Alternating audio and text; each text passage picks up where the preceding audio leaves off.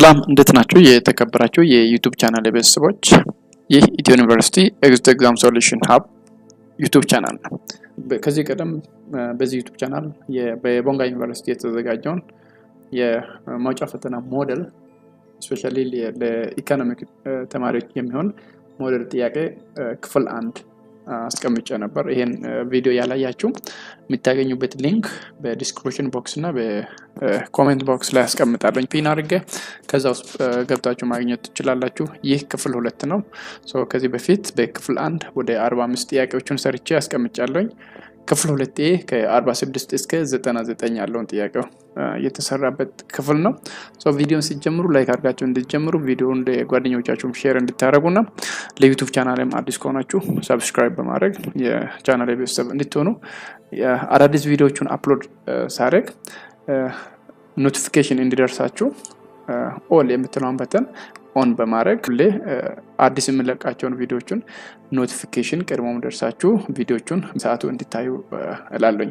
ቀጥታ አሁን ወደ ጥያቄዎቹ ገባለሁ። ጥያቄ ቁጥር 46 which of the following factor can cause a shift in the production function?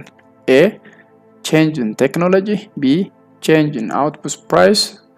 C, change in government regulations. D, change in consumer preference. So from this, which one can cause a shift in production function? So the answer is A, change in technology can cause shift in production function. Next question, which of the following is an example of minimizing costs through economies of scale? A company invests in new technology to increase efficiency. B, a company outsources production to a cheaper labor market. C, a company purchases raw material in bulk to receive a discount. D, a company reduces employee benefit to cut expenses. So the best example of minimizing costs through economies of scale is a company purchases raw material, or when a company purchases raw material in bulk to receive discount. Therefore, C is the correct answer. Next, which of the following is true for a perfectly competitive firm in the short run? A, it earns positive economic profit. B, it increases losses. C, it maximizes revenue. D, it earns zero economic profit. Therefore, the correct answer for this question, the true for perfectly competitive firm in a short run, is it earns zero economic profit. So this is a correct answer. Next question, question number 49. The sufficient condition for profit maximizing by a firm is that A, marginal cost equal with average revenue and marginal cost is rising. B, marginal cost which is equal with marginal revenue and marginal cost is declining. C, marginal cost is equal with marginal revenue and marginal cost is rising. D, marginal cost is equal with average cost and average revenue cuts marginal cost from below. So the correct answer for this question is here. The sufficient condition for profit maximization by a firm is that when marginal cost is equal with marginal revenue and marginal cost is rising. So C is correct answer. Next, when the monopolist equates marginal cost to marginal revenue, then the firm would be A, maximizing output. B, maximizing profit. C, minimizing cost. D, maximizing sale. So the correct answer for this question is B, when the monopolist equates marginal cost to marginal revenue, then the firm will be maximizing profit. Next, 51. The demand curve faced by a monopolistically competitive firm is A, perfectly elastic. B, elastic. C, unit elastic. D, inelastic. B is the correct answer. Next, question number 52. If an imperfectly competitive firm is producing a level of output where marginal cost is equal to marginal revenue below average variable cost, and price is equal to average total cost, then the firm A should shut down. B should decrease output but should not shut down. C. Should increase output. D. None of the above is correct. Therefore, the correct answer is D. None of the above is correct regarding this statement. So you can dig out why these all are incorrect. Question number 53. Which model of oligopoly assumes that one firm acts as a leader and sets its output level first, followed by the other firm in the market? A. Carnot model. B. Bertrand model. C. Stackelberg model. D. Cartel model. So the correct answer is C. Stackelberg model is the model of oligopoly, which assumes that one firm acts as a leader and sets its output level first, followed by the other firm in the market. So this is C is the correct answer. Next question, question number 54. Which model of oligopoly assumes that firms will collude to maximize joint profit? A. Carnot model. B. Bertrand model. C. Stackelberg model. D. Cartel model. So the correct answer is D. Cartel model is type of this one of oligopoly model, which assumes that firm will collude to maximize joint profit. Next question. Which of the following is an example of a game theory application in firm decision making? A. Deciding on the price of product based on production cost. B. Deciding on the location of a new store based on customer demographics. C. Deciding on the advertising strategy based on market trend. D. Deciding on the pricing strategy based on competitor behavior. So the correct answer for this question is B. Deciding on the pricing strategy based on competitors' behavior is one of the best example of game theory application in firm decision making. Next question, question number 56. Every factor of production gets reward equal to its A. Cost. B. Marginal product. C. Price. D. Increasing return. The correct answer is B. Every factor of production gets reward equal to its marginal product. Next question, question number 57. In general equilibrium theory, the economy has reached Pareto optimally when A. Society's initial endowment is distributed equally among all individuals. B. No one can be made better off without making someone else worse off. C. Society's initial endowment is distributed fairly among all individuals. D. Every firm is enjoying a profit. So the correct answer for this question is in general equilibrium theory, the economy has reached Pareto optimally when no one can be made better off without making someone else worse off. So this is the correct one. Next question. An individual is willing to pay something for information because A. Information is costly. B. It is always better to know than not to know. C. This allows him or her to increase utility. D. Information is a public good. Therefore, the correct answer for this question is C. When somebody pays something for information because this paying this allows him or her to increase the utility. Next question, question number 59. Asymmetric information means that A. Providers and clients have no information. B. Providers and clients have the same information. C. Providers and clients have different informations. D. Clients have no information. Therefore, in asymmetric information, the providers and clients have different information. So C is correct answer. Next question, question number 60. Which one of the following is not true? A. According to the classical school of thought, prices are unnecessarily flexible and possibly harm certain segment of the society. B. Keynesians argue that markets are not always self-regulating. Output fluctuations are partially caused by private sector behavior, that means animal spirit. C. Classical school argue that disequilibrium in the various markets that are likely to cause unemployment is a short-run phenomenon that can be addressed through the interaction of market forces. D. In a classical school of thought, the economy is operating at full employment. Any change in fiscal or monetary policy instrument will have nominal value change only. So the correct answer for this question is A. The false statement or the not true statement is, according to the classical school of thought, prices are unnecessarily flexible and possibly harm certain segment of the society. So this is incorrect statement. Next question, number 61. Which of the following statement is true regarding the long run aggregate supply curve? A. It is a vertical because unequal change in all price and wage leave output unaffected. B.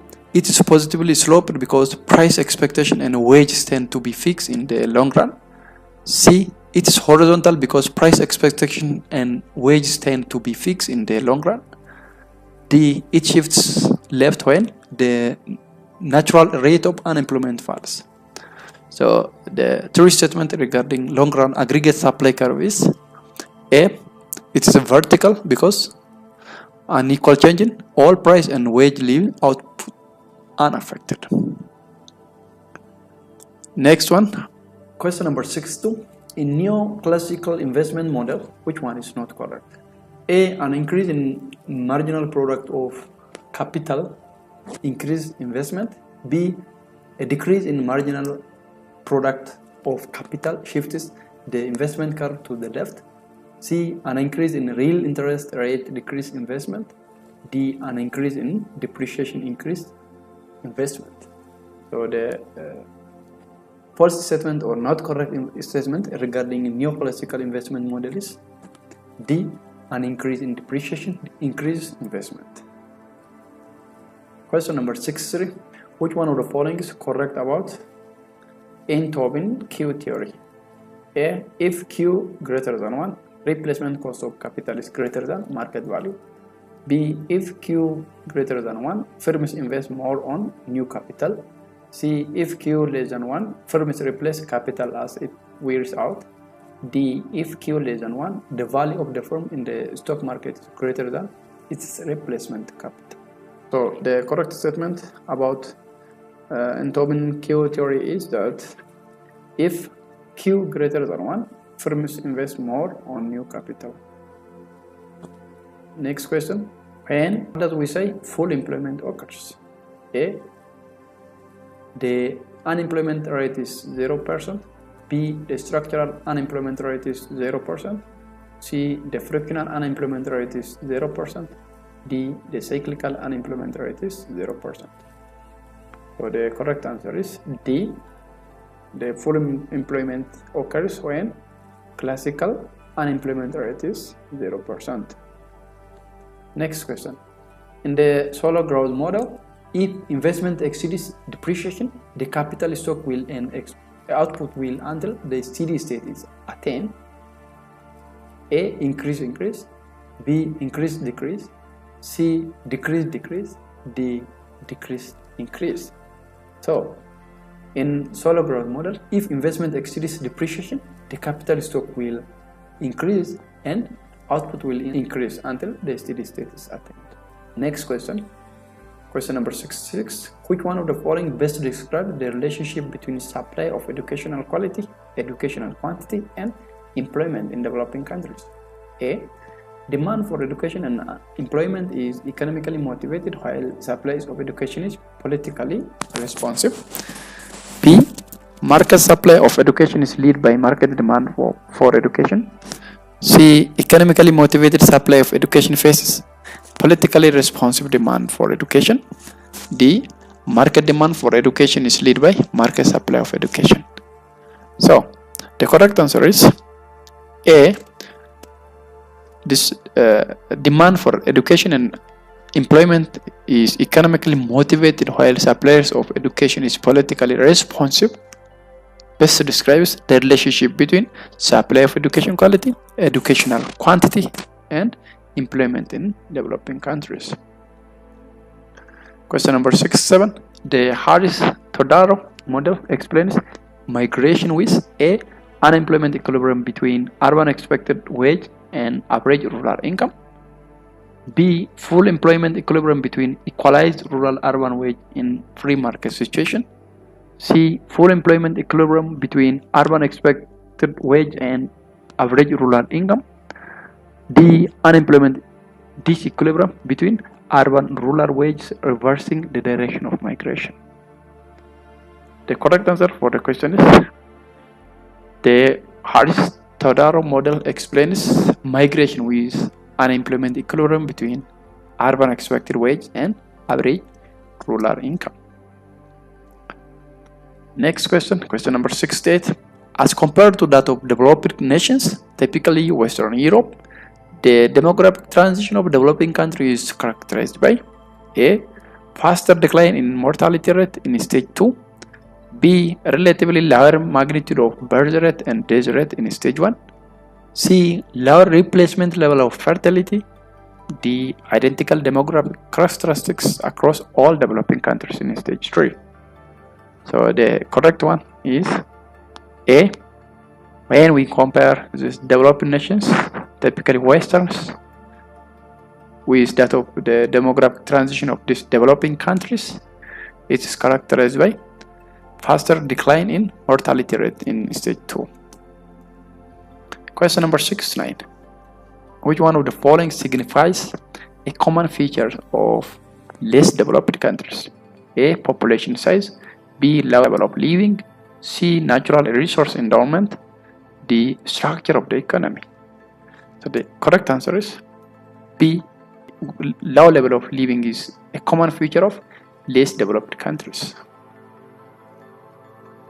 Next, question number 70. Which one of the following is a dual economy model? A. The solo growth model. B.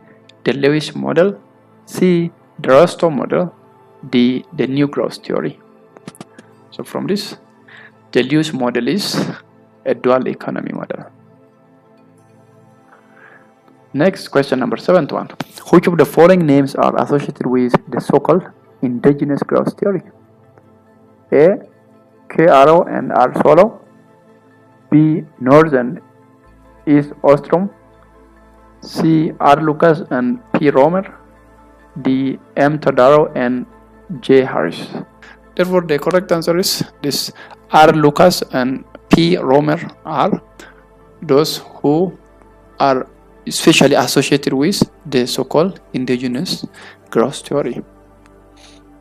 Next, no country is said to be developed if it is used as a tool by others for their own need. This is the notion of A. Self-sustenance.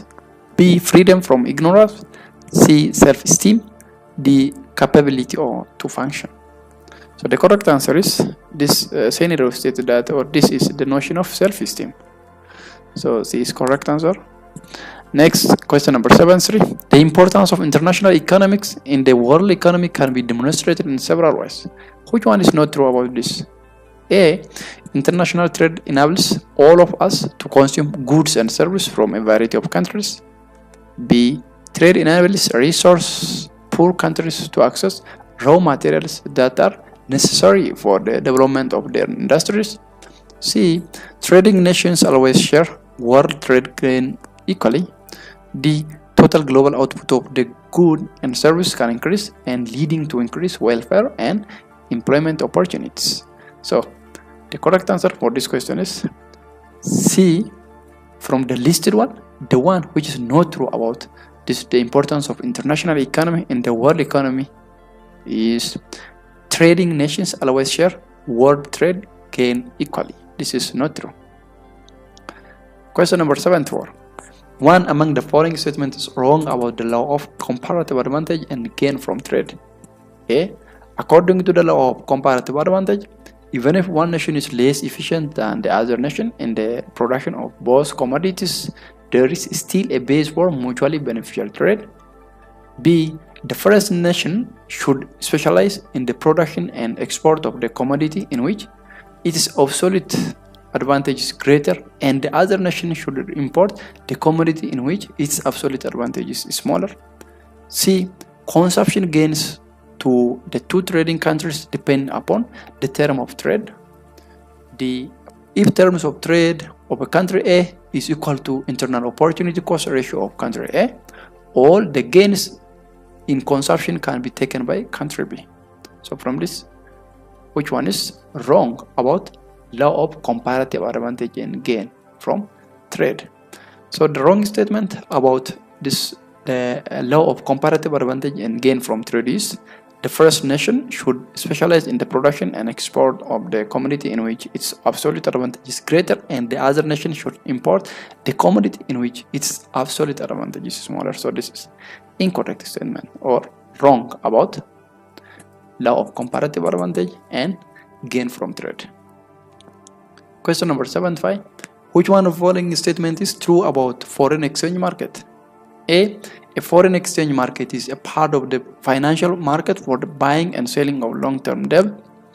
B, a foreign exchange market is a part of the financial market for the buying and selling of short-term debt. C, a foreign exchange market is the market for the buying and selling of foreign currencies. D, a foreign exchange market is the market for the buying and selling of foreign goods and services. So from this, the true statement about foreign exchange market is C, foreign exchange market is the market for the buying and selling of foreign currencies. Next question, question number 76. Which one of the following is correct? Other things being constant, real effective exchange rate. A, the real effective exchange rate measures the weighted average of a country's currency in relation to a basket of other major currencies. B, the real effective exchange rate measures the weighted average of a country's export and import price in relation to a basket of other countries' export and import prices. C, the real effective exchange rate measures the responsiveness of export price to changes in exchange rate. D, the real effective exchange rate measures the responsiveness of import price to change in exchange rate. So the correct answer for this question is A. The real effective exchange rate measures the weighted average of a country's currency in relation to a basket of the other major currencies is correct about this real effective exchange rate if other things being constant. Next question, question number 77. Assume that the United States of America and the United Kingdom are trading partners, and let United States of America be the domestic partner while United Kingdom is the foreign partner. Other things being equal, what does an increase in the real exchange rate imply? A, the United States of America has become more competitive than UK. B, the USA has become less competitive than UK. C, USA goods and services have become more attractive to UK consumers and business. D, UK goods and services have become less attractive to USA consumers and businesses. The correct answer is B. This USA has become less competitive than the UK from this scenario. Question number 78.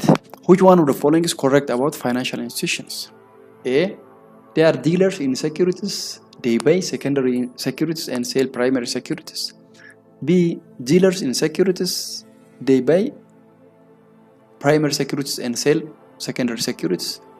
C, dealers in financial assets. They buy financial assets and sell physical assets.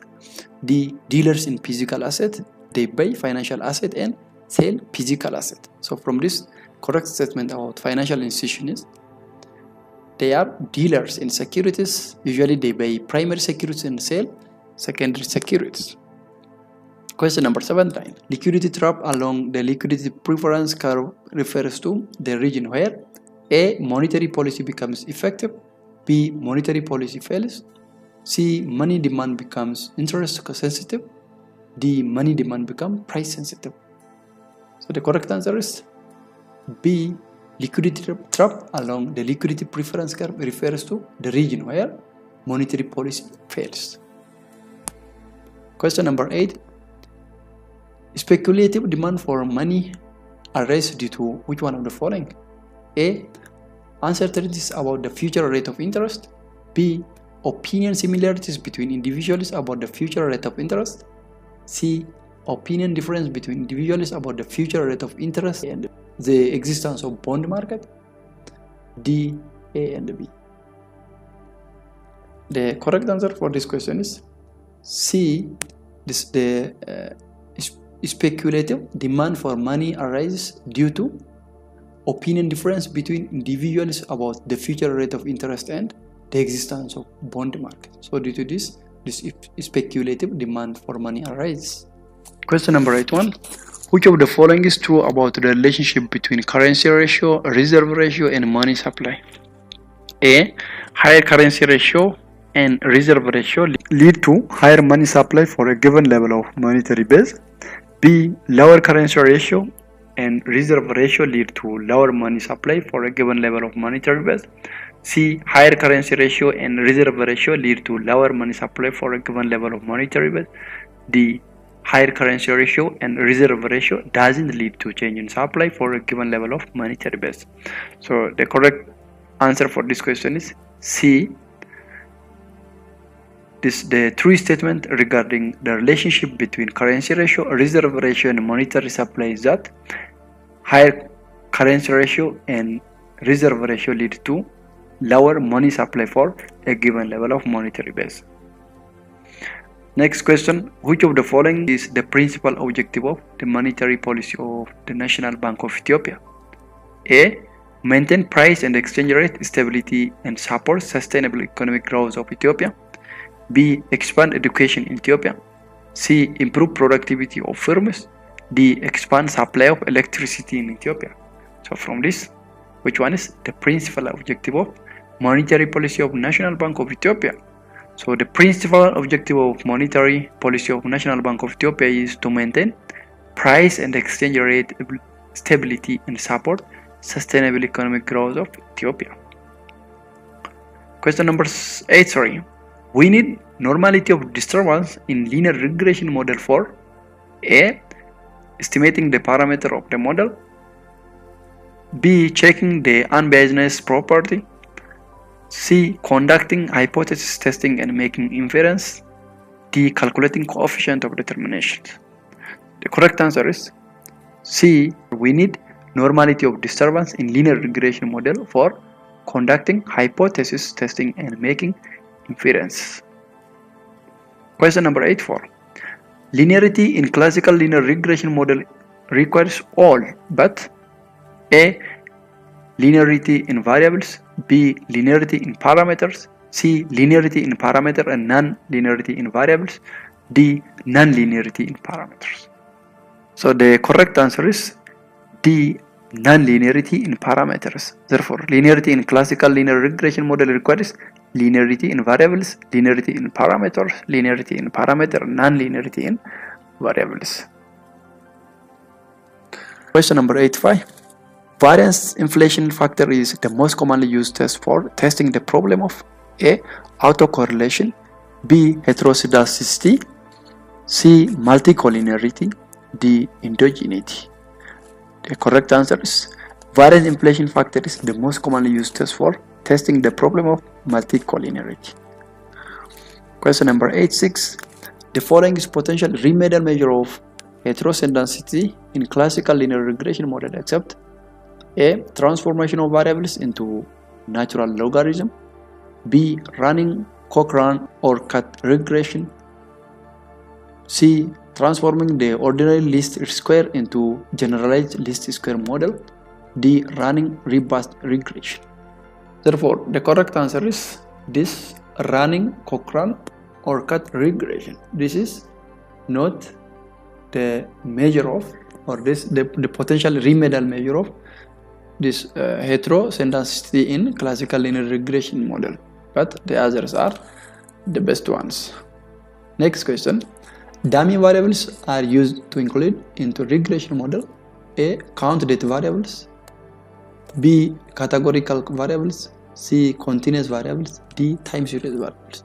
So dummy variables are used to include into regression model, and that they are categorical variables. So B is the correct answer. Question number 88. One of the following statements is not true about the profit model. A. Significance of single coefficient can be tested using t-test. B. It is possible to estimate the profit model using maximum likelihood technique. C. It is possible to estimate the profit model using OLS. D. Coefficient of determination has no usual interpretation. So the false statement about profit model is C. It is possible to estimate the profit model using OLS. Question number 89. In a system of simultaneous equation model, if OLS is applied to a particular equation in the system, the resulting estimator will be A. Unbiased but inefficient, B. Biased and inconsistent, C. Biased but consistent, D. Unbiased and consistent. So the correct answer is B. In a system of simultaneous equations model, if OLS is applied to a particular equation in the system, the resulting estimator will be biased and inconsistent. Question number 90. The cost incurred in covering expenditures before it gets its first revenue is called A. Working capital cost, B. Operating costs, C. Fixed capital cost, D. All except A. So the correct answer is the cost incurred in covering expenditure before it gets its first revenue is working capital costs. Next question. The phase of the project life cycle in which brief market survey and some rough projection and forecasting are called A. Feasibility, B. Ex-post evaluation, C. Pre-investment, D. Pre-feasibility. So the correct answer is D. Pre-feasibility. Question number 92. All of the following are limitations of net present value appraisal criteria of a project except A. For some projects, the required data for computing net present value may not be available. B. A project must have at least one negative cash flow period to use net present value criteria. C. It doesn't show the expected profitability of the project. D. It's not suitable method for a large and complex investment budget. So here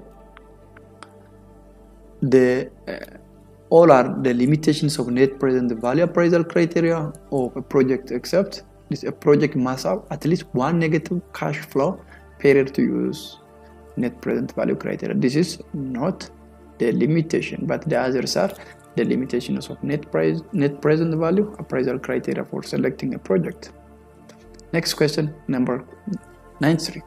Financial analysis is different from economic analysis in that A. Economic analysis considers intangible benefit and costs explicitly. B. Economic analysis focused on financial profitability of the project. C. The financial analysis measures a project's contribution to the community's welfare.